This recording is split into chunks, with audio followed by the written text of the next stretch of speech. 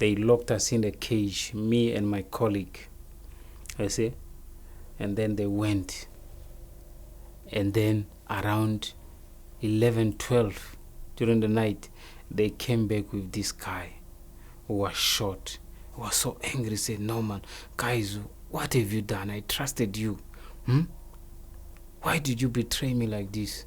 I was just quiet. I said to him, "Hey, I'm not the one who went to the police, with the police where you were.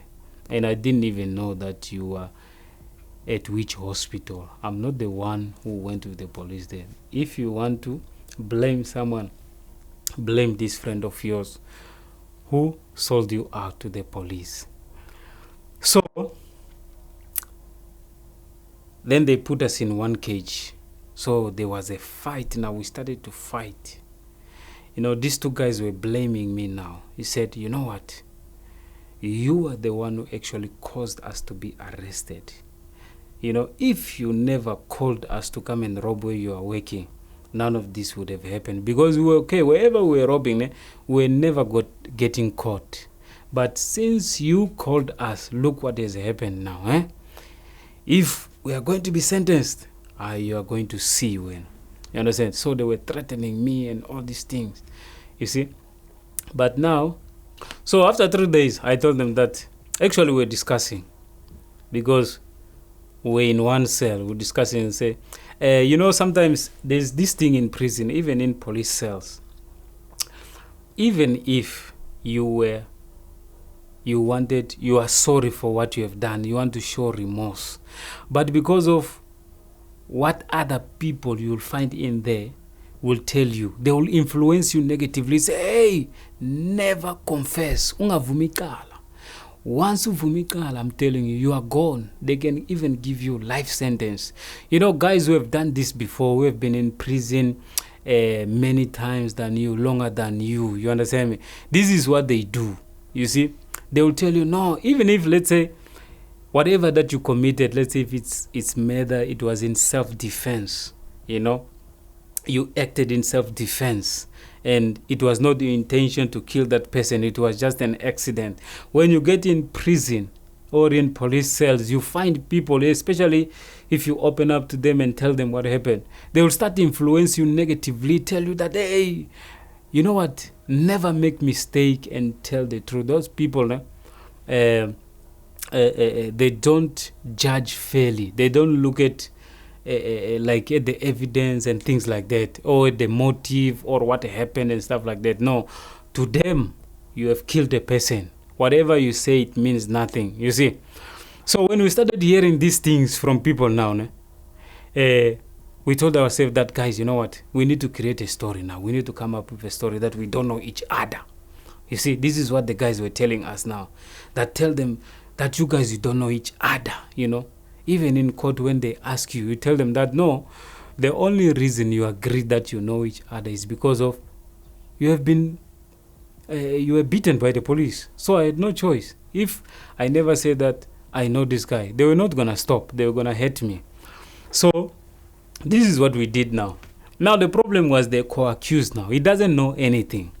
My colleague, the one that I was working with during the night. Because the police also changed the story that, you know what, it's impossible for you to tell us that this is your uncle's cap, where else you are not part of it. Even you are part of it.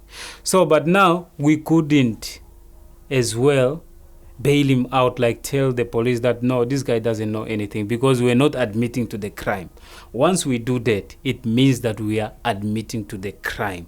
We are actually implicating ourselves, you see, or incriminating ourselves, you see. So everyone kept his own story. Everyone fabricated his own story, I don't know these guys. Now this one was the one who was threatened more, my colleague now, the nephew to this guy. He was even told that, look here, if you ever mention that cape was mine or I was involved in this thing, we are going to die. This is what they told him, we are going to die. And I remember after we appeared in court, and then we were remanded to the police station. The third appearance, they took us to Sun City. So Sun City, there are guys there, like in prison, there are people who are always waiting for new ones. They are scouting for new people. You understand? They look at you, they see how you are wearing, what you have, what you are carrying. If you are wearing nice clothes, they will think, this one has money. Let me accommodate him in the cell where I'm staying. Maybe it will help me. Prison is like that. So there's this guy, this Zulu guy, Coachella. His name is Coachella. He's a 28. He's one of the gang member. He's the one who received us, because you could see that. You see these guys who are arrested, like these two guys, the one who was arrested in the hospital and the one who was arrested at that Portuguese here in town. They had money in their pocket. They didn't search them. You see, they had dollars and stuff like that. So when they came in with dollars, inmates were crazy now. So in prison, everything is bought, especially during my time, 2008. Everything is bought. You need to buy a bed where you're going to sleep. Otherwise, you'll be sleeping on the floor. And you need to buy shit. And that time, my family did not know that I was arrested. They only discovered after 5 days that I was arrested. So, basically what happened was this. When we went there now, because of the little bit money that we had, I was even asking money from this guy, guys, please, money. Say, hi, you're the one who got us arrested. I will tell you next when. You see, this is what they were saying to me. I said, okay, no problem. You see, but after that time, after that money was all spent, they were now depending on me because my family were supportive, you see. So, what actually happened was this now. We started to fabricate our own stories that we don't know each other. So it made it difficult for this man to go outside. It made it difficult for him. And I remember, these guys were also threatening me now, that you are the one who caused us to come here. You see. So I remember the first day after appearing in court, then we went to this waiting cell, waiting for this big police van or truck, to come and load us all, take us to Sun City. I see this guy hitting someone in the cell in front of everyone, and no one is saying nothing. I was like so scared. I say, is this how prison is? They hit you in front of everyone. No one would bother to help or say something. I'm saying this place is not good.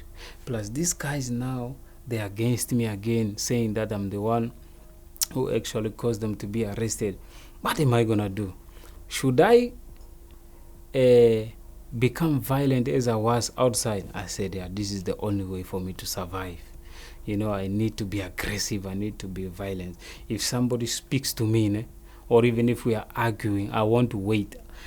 Actually, I don't want to argue with anyone. I'll be the first to, you see, just to, sometimes when two people are arguing, this is what I used to tell myself. This is the mentality that I had. Like if you're arguing with someone, hey, I'll beat you, hey, what, hey, insulting each other. The one who's gonna hit the other one first is the one who will actually have the upper hand. So this is what I told myself. I said, no. I need to, you see, and I was tough. They thought I was a Nigerian actually, in prison. So they used to call me, hey, Maji, So I bought this bed, with these guys who were like 4 sleeping on top. And then when this cleaner, this cell rep, the one who was responsible or in charge, because in each and every cell, especially in that cell were 48, there was someone that we appoint as a clean, we used to call him a cell rep. Yeah, it will be like our leader. And then we'll also appoint committee. So this leader was actually, when he went to court, he had a lot of cases. He went to court, he didn't come back. They took him to another city where he's attending. You see, in prison it's like this. There are people, let's say, who've been committing crime for a very long time. Once they catch you one time, your fingerprints will pop up everywhere. You'll be wanted all over. So you'll be attending, like, you see, this is what happened. So when this guy went, they brought in a new cell cleaner, so he divided us. Yeah, these guys were actually the one that I was arrested with. They were threatening to kill me. Sometimes I remember I used to have this girlfriend from Soweto would like come and visit me, buy me toiletries, food and stuff. Whereas they had no visitor, these guys, because their family were far away, Bloemfontein, the other one here in Brett. So we were arrested in Joburg. You see, so I had a girlfriend nearby. She would like come every week, like weekends, like this. She would buy me toiletries and what. So now, when this guy toiletries run out, they'll break my lock. You see, they'll break it. Even if I'm dead, they'll break. I say, guys, what are you doing? You say, hey, you are the one who brought us in prison, so you must maintain us. This is what they used to say to us. So I'll tell my people whenever they come and like visit me, I'll tell them that, please buy extra roll-on, extra Vaseline, extra everything.